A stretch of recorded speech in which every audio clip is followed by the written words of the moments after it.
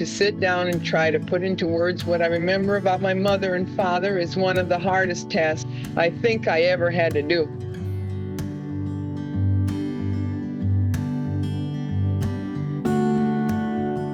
I don't think there is a day that goes by that I don't remember something that happened when I was a child, but to try and remember them when I need to is something else.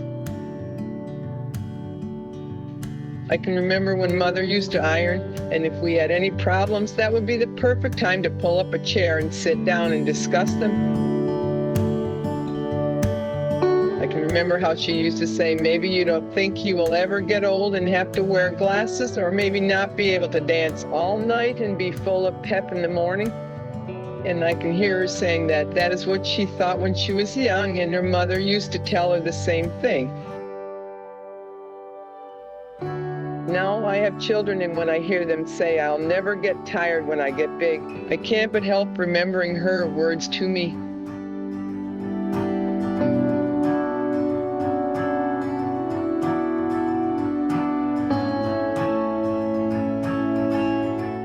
I remember how Margaret and I used to go to Sears to do shopping for her, how she would give us the choice of either taking the bus home or walking and getting an ice cream cone. We would always take the ice cream and walk down all the alleys picking flowers for her.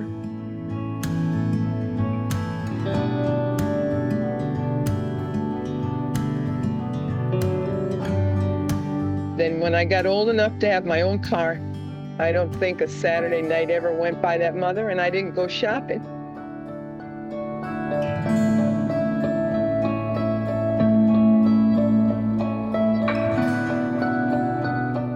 And I can remember too that Saturday was the day we always baked a cake for Sunday night supper, and how Mother would always wash the dishes and we would dry them.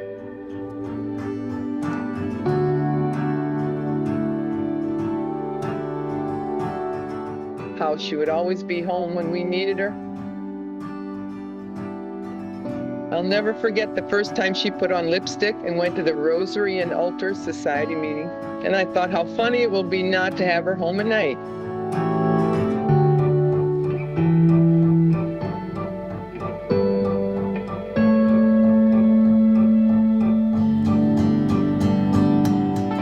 I remember how Daddy would come home late on Saturday night, and he would bring home all the fruits and vegetables that wouldn't keep over the weekend, and we would have to get them ready to be canned.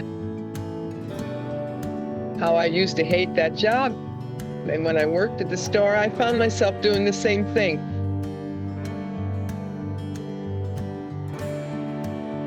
I didn't work there very long, but I can remember the first thing Daddy would do every morning was turn on Don McNeil, and how he would always be happy doing the same thing every day.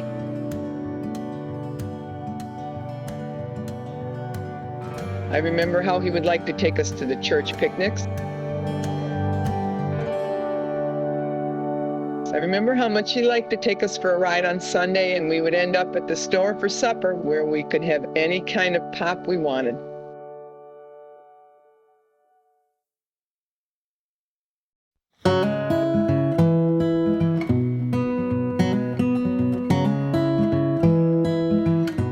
I can remember only once going shopping with Daddy.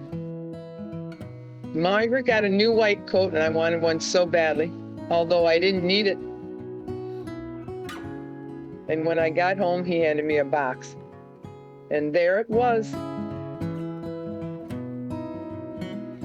And the time we got a bike for Christmas, and he taught me to ride it on our way to church. And when I got older, he taught me to drive a car.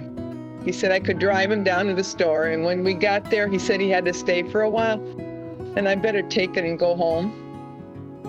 He trusted me more than I did myself. I remember the first real vacation Mother and Daddy ever had. It was right after I got my first car.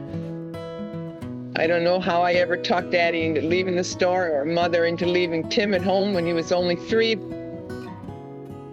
But I remember going down the driveway and seeing Susie standing at the door waving goodbye, and hearing Mother saying, "What a shame to have only one in the back seat." The next thing I knew, I was in the house packing Susie's clothes, and Mother was washing her hair and getting her ready, And within 15 minutes, we were on our way again. I can remember a lot of little things they have done for me since I've been married to make my life easier and happier. I know there are a lot of things I can't remember right now, but I want to say thank you both for the things you did for me in the past, now and in the years to come. You daughter, Joanne.